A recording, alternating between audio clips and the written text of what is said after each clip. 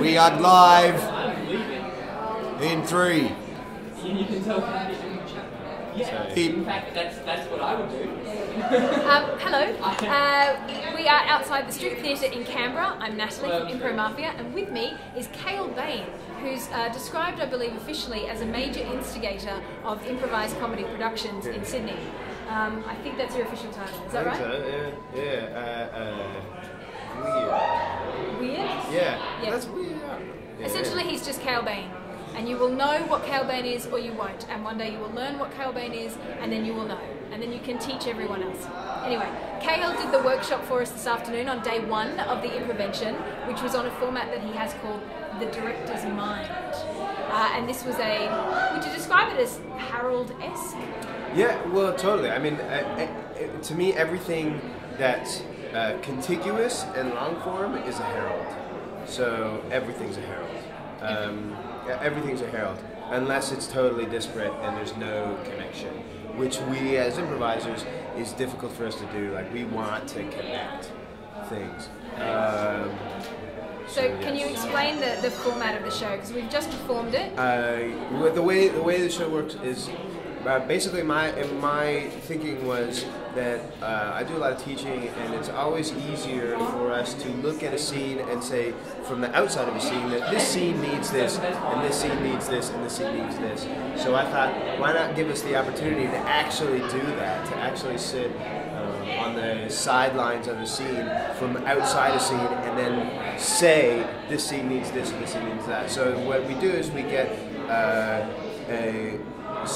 word from the audience, and the cast gives truthful stories, and that inspires a director or some directors to set up scenes. They paint the scene as a director would, setting us an environment and complete characters to start a scene, and then they let the scene go and tell us from the sidelines if they want something more that the players aren't giving. And so the idea is that we did 3 scenes tonight, but I believe you normally do 4. Yeah, we normally do 4 because it's normally, tonight we only had 45 minutes, which took 50 minutes, and then it actually ended up being 40 minutes.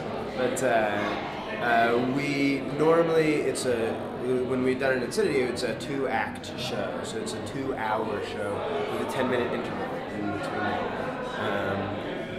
So it really gives you time to completely discover how characters exist and be patient about stuff and not feel like you have to worry or not worry about progressing narratives. Just when you start off, just establishing clearly the worlds that those characters live in. And do you find the audience goes with you and with the performers on this journey? They don't get bored or frustrated?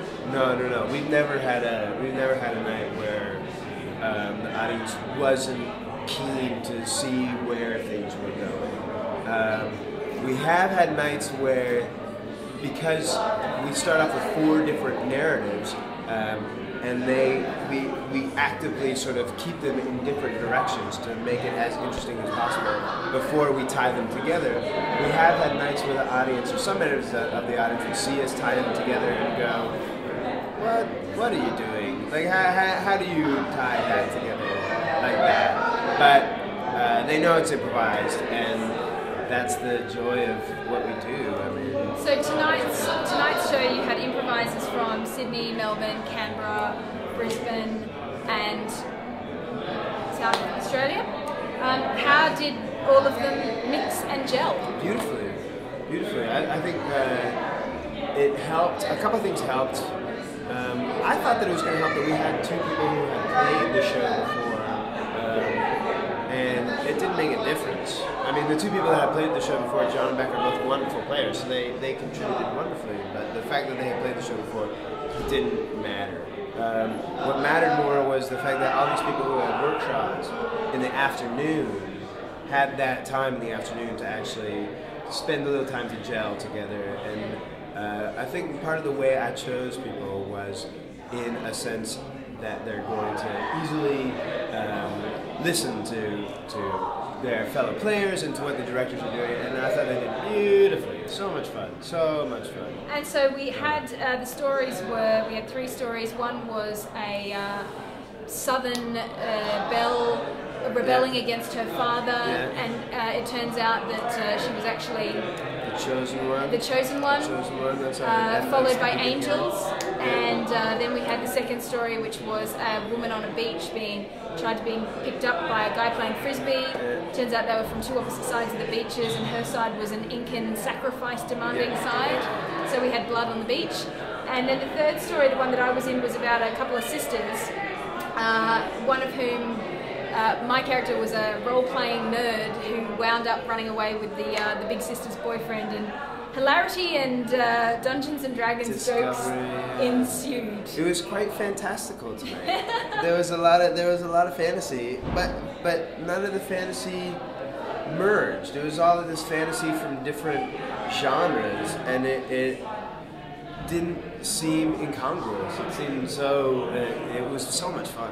So, Cale, to wrap up, would you be happy for other companies, such as Impro Mafia ourselves, to take this format and to play with it? Yeah, absolutely. I mean, the way did I say this already? The way we did it in Sydney was it was a 2-act show. Have I said that? Did I say that? Yeah. So I would encourage you, if you're gonna. Yeah, I'm sick. I would encourage you to do it in 2 acts, because then you really have a chance to totally find stuff out. You could see tonight when it was coming down to 40 minutes that it wasn't harried at the end at all. Actually, I shouldn't say that, but there were other opportunities that hadn't yet been explored. Yeah, there were things that had to be dropped in order to move along to the finale. As someone who borrows from other improvisers, and I'll credit them. Like this, I borrowed this from Bruce Hunter, who's a bit of a guru in Toronto. It's very much inspired by what he does. I encourage you to do the same. There we go. We have permission. Thank you, Cale. No problem. Thank you. Happy improv. Still recording. You're almost juice.